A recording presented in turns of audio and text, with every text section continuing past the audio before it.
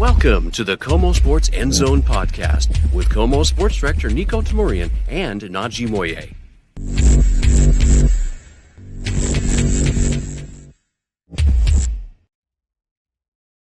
Well, hey, welcome to this rapid reaction emergency pod, as the kids like to say, edition of the KOMO Sports End Zone. And we're bringing this to you here on the NFL trade deadline.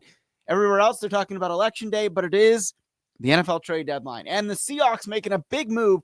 They acquire Rashid Shaheed from the New Orleans Saints for a 4th and a 6th round pick in the 2026 NFL draft. So this really stands out to me for a couple reasons. Let me start with the first one, and that's the X's and O's, what I think that you'll see in time when Shaheed gets acclimated and all that. This is the sort of move that really just gives you another weapon, right? And we've seen what Sam Darnold can do in this Clint Kubiak scheme with all of his weapons. I mean, you have guys, Elijah Arroyo catching a touchdown pass against the Commanders, his first career NFL score. Torrey Horton had a couple.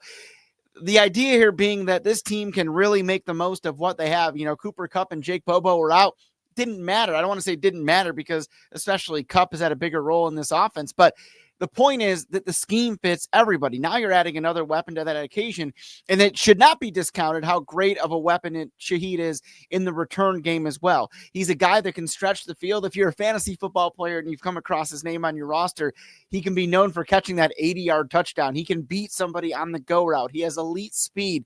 He's a great route runner in that regard, stretching the field vertically. It's almost what the Seahawks were hoping to get when they signed Marquez Valdes-Scantling in the offseason. They wanted somebody that could stretch the field in the absence of DK Metcalf. Well, spoiler alert, JSN's been doing that. Torrey Horton has been doing that. But this is a guy who's a true vertical threat, elite athleticism and speed. And again, it's just one more weapon for the defense to account for. And let's not forget, when we're talking about the X's and O's and the acquisition here of Rashid Shaheed, that he was in Clint Kubiak's offense in New Orleans, right? Kubiak knows him arguably better than anybody. And so certainly if the Seahawks are making a trade for him as they are right now, at least in part, it's because Kubiak vouched for him. Kubiak said, yeah, I want this guy over here. And it makes sense in a lot of levels in that way. So you're scratching the surface in the last few minutes here as far as, okay, he can stretch the field. Okay, he's elite in the return game. He can do this in the receiving game. But you're not looking at, it's impossible to look at what other tricks that Kubiak may have up his sleeve for a guy like Rashid Shaheed. We've seen JSN take some jet sweeps, ends around, those kinds of plays before. That's the kind of thing Shaheed can do.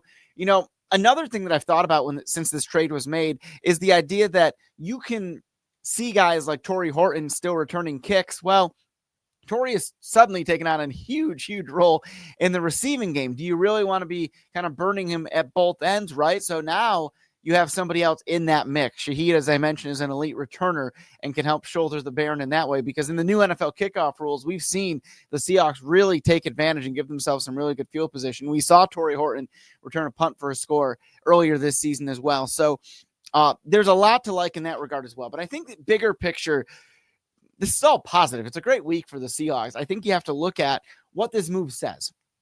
This is a win now move. And let's make no mistake about this. John Schneider has been active, quite active at the trade deadline the last few years. You think 2 years ago when they gave up a second rounder to bring Big Cat Leonard Williams over, boy, that has paid dividends, hasn't it? Last year, acquiring Ernest Jones ahead of the deadline. Boy, oh boy, did that pay dividends. Certainly Ernest, getting hurt the other day, but those two guys have been a pillar of the defense. So it's not to say like, oh, suddenly now they're winning now. No. You have to look at the larger picture here. The Seahawks, when you look at this team, they don't have a lot of holes out there. Like, they're a pretty darn good football team, as the entire nation saw on Sunday, which kind of annoys me that now they're jumping on. We've been seeing that since September, right? But I think that what this says right now is a team that's 6-2, tied for the best record in the NFC.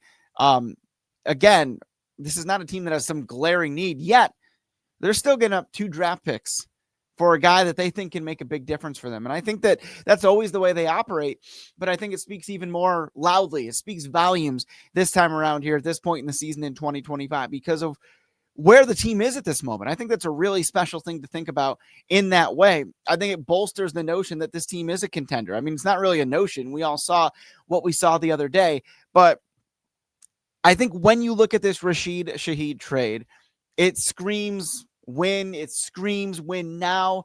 It screams, yeah, this is a great move.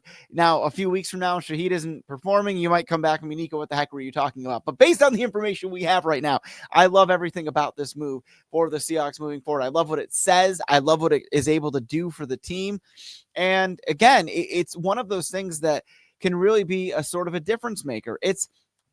I'm not going to compare this to, say, another sport like what the Mariners did acquiring Josh Naylor and Eugenio Suarez, but what the move did for that M's team, aside from all the incredible contributions, especially from Naylor down the home stretch, was it sent a message to the players. Hey, we believe in you. Like, we know how good this team is, and we want to give you every resource possible to go ahead and win this thing. Now, that's always been John Schneider's mantra, right? But that's what I'm kind of getting at here, is that it can have a trickle-down effect. These things can often be seen in a bottle, right? Well, how many yards did this guy have? How many plays did he contribute this side, that, whatever it might be? But you can't discount what it can mean to a team. You can't discount what it can do when talking about, okay, the mindset, what it can do for the confidence of the other guys. Hey, it's a belief system, right? And it's something that the front office is sort of giving a vote of confidence. Hey, you guys are playing some darn good football.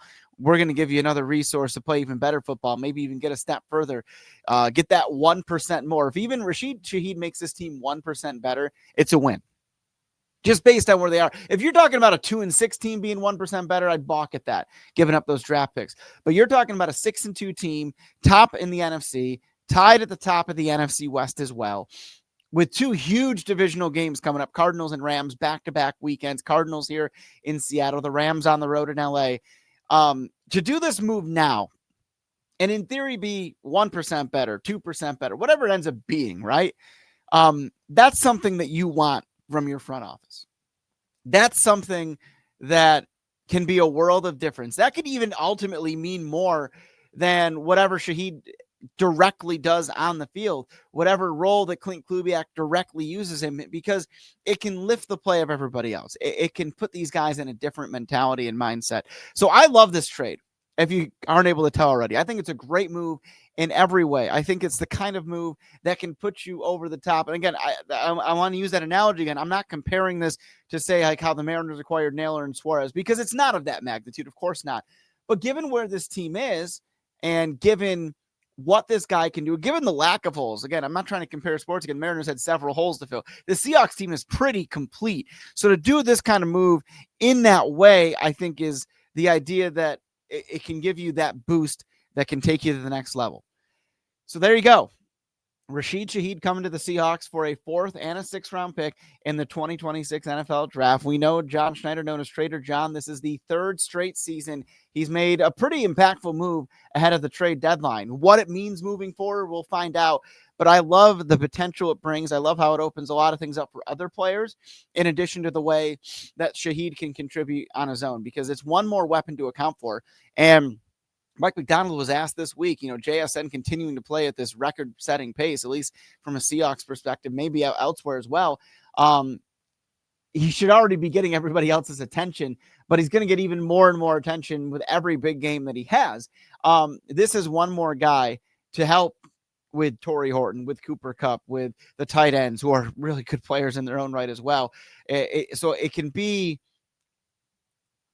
at base level, an insurance policy moving forward in that regard. But I think it's going to be much more than that. I think he's going to help in the returning game.